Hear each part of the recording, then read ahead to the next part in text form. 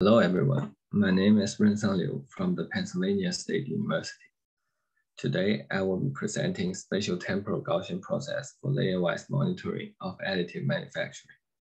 This is a joint work with Dr. Brian Bold and Dr. Hui Yang. Additive manufacturing is an enabling technology that allows the fabrication of digital designs to functional three-dimensional parts via layer upon layer deposition of materials. Additive manufacturing has the following advantages over traditional manufacturing methods. It allows the creation of innovative shapes, require less specialized toolings. It is flexible to customize. It reduces material waste and requires shorter lead time. In the GE Aviation example, there are 305 components in the left turbine using traditional methods. On the right is a singular piece of 3D printed component. Therefore, less specialized tooling and cycle time is required. In the heart example, this is a 3D printed heart using human tissues. This demonstrates the flexibility and customization of additive manufacturing. Despite the advantages of additive manufacturing, the rejection rate of AM parts are high. In a case study by University of Nebraska-Lincoln, 7 stainless steel parts were built simultaneously with identical process conditions. Only differs in the orientation. However, only 2 out of 7 finished products are defect-free. Technical challenges in quality management is causing the obstruction to the wide adoption of additive manufacturing technology. So why quality control is hard for additive manufacturing? The laser powder bed fusion process is commonly used for the additive manufacturing of steel parts. The LPBF process uses laser as the energy source to melt powders together to fabricate solid 3D layers. However, microstructures and mechanical properties of the build are heavily influenced by the process deviations in the LPBF process, which is very hard to control, causing various types of defects such as delamination, lack of fusion, and porosities. As a result, advanced sensors are increasingly adopted to improve information visibility. Traditionally, the quality of the part is monitored by post-build inspection, which detects quality issues after the fabrication is completed. For example, using the X-ray CT. However, for post-build inspection, it is hard to correct defective parts, usually require reworks. On the contrary, in situ monitoring identifies misprints during the fabrication process and allows practitioners to respond quickly and correct defects right away. Therefore, it reduces scrap and reworks. For example, the availability of Layerwise data brings challenges to traditional statistical process control methods.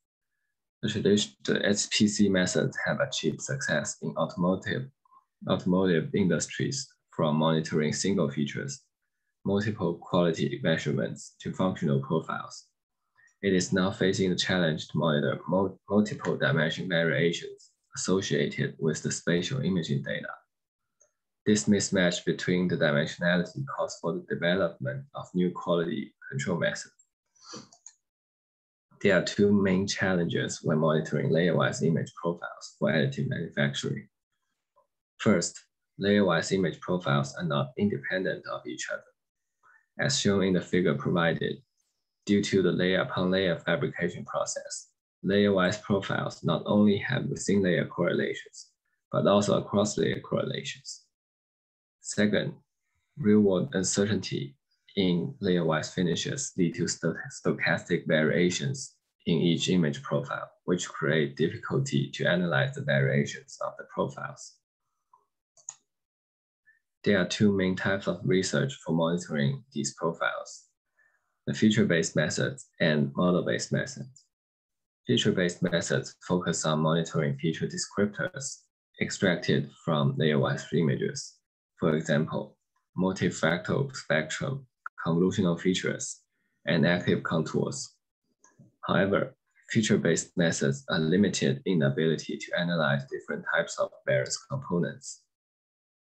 Model-based methods model the layer-wise profile using non-parametric functions. For example, Zhang et al. Used additive Gaussian process to monitor wafer thickness. Jin et al. Used multi-stage Gaussian process to model the polishing stages of a surface smoothness of titanium pieces. However, these methods assume each profile is independent, which are not true for layer-wise AM profiles. In this paper, we propose an in-situ monitoring framework for monitoring layer-wise AM profiles. First, in-control layer-wise imaging data are pre-processed to create the stack of ROIs. Next, the spatiotemporal Gaussian process model, which denoted as the AGP, is used to obtain the posterior distribution of the new image profile. Finally, hypothesis tests are performed to detect process changes and variations based on the prediction result of the posterior distribution. If the new layer is in control, it is added to the training data and the AGP model is updated. Otherwise, in-situ rectification actions should be taken. Gaussian processes are distributions over functions that are characterized by the mean and covariance function. Here, we provide a realization of a two-dimensional Gaussian process with zero mean and exponential covariance function. The behavior of the Gaussian process is controlled by the set of hyperparameters, which corresponding to the mean and covariance of a Gaussian process.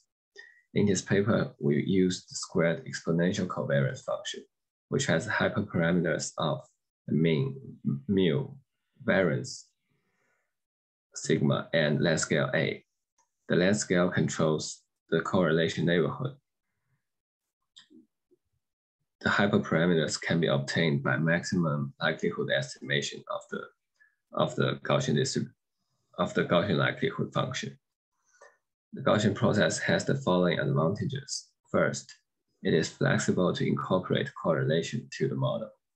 Second, the Gaussian process not only predict point estimate, but also variances of the estimates. Third, the stochastic nature, the statistical nature of the Gaussian process allows a natural transition of the development of new SPC method. In this paper, we propose the spatiotemporal Gaussian process model, denoted by the AGP. For in-control profiles, AGP consists of three major components: the base profile, within-layer correlation, and the cross-layer correlation. We assume these three components are independent and can be modeled with separate Gaussian processes to separate the effects of the components. For out-of-control profiles, we introduce an additional root cause component to the AGP model. The profile deviation can be captured by this root cause component. The root cause component is a Gaussian process, which is characterized by the hyperparameters that corresponding to the deviation in the mean, variance, and the length scale. To effectively model the layer-wise profile, we assume the covariance structure of the AGP model can be separated as the sum of the base profile and the cross-layer correlations. The within-layer correlation only has non-zero entries on elements within the same layer, and a cross-layer correlation only contains correlation for different layers. After training the AGP model, the AGP can be used to predict the distribution in the next layer. If the profile is in control, the new layer follows a joint Gaussian distribution with the in control layer, and the posterior distribution can be computed using these formulas. After predicting the distribution of the new layer, we can use the Hotelling t-square test to test if the layer is in control. The null hypothesis can be stated as the new layer follows the predicted posterior distribution, and the alternative hypothesis states otherwise. The t-square test is essentially the Mahalanobis distance between the two sets of data. And the higher t-squared statistic will lead to the rejection of null hypothesis. In practice, we can also use the generalized likelihood ratio test to detect process shifts and further perform root cause analysis. The GLR test detects if the hyperparameters of the root cause component is significantly different from 0. The test statistic can be computed as the ratio between the Gaussian likelihood under the null hypothesis and the alternative hypothesis. If the ratio is too big, then we reject the null hypothesis. We first evaluate and validate the proposed methodology using a simulation study. There are two main goals for this study. First, we want to evaluate the modeling performance of the AGP model comparing to other models. Second, we want to examine the monitoring performance of the developed control charts. The layers are simulated as the addition of the base profile and cross-layer correlation with the hyperparameters shown in this slide. In this figure, we provide an example of 6 layers that we simulated.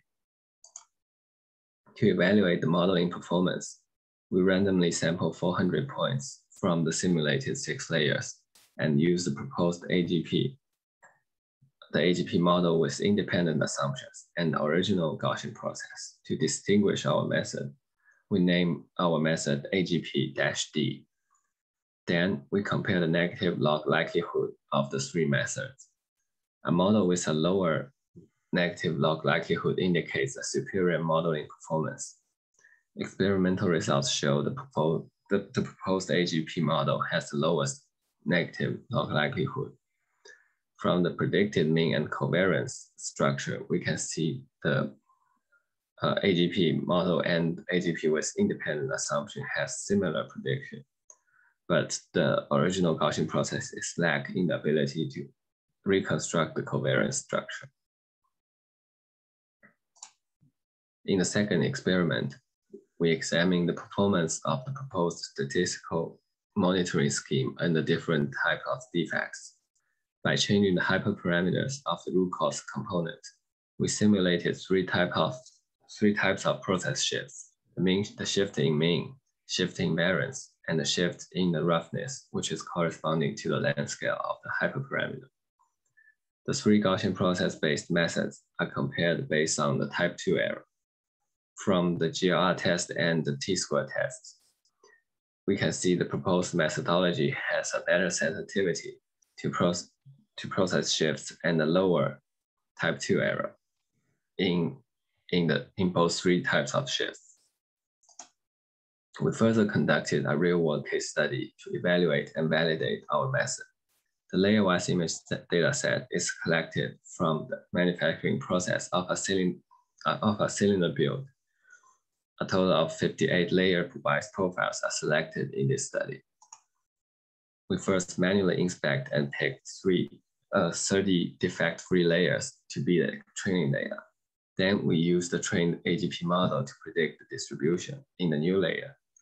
From the GLR and the t-square control chart, we can see both statistical tests successfully detects layers that are defective. In addition, we recorded the runtime of the proposed online updating framework. The minimum time for fabricating a layer is 28.12 seconds, and our method achieves an average runtime of 5.39 seconds and a maximum of 5.7 seconds, which shows the proposed method is fast enough for the online monitoring of the additive manufacturing process.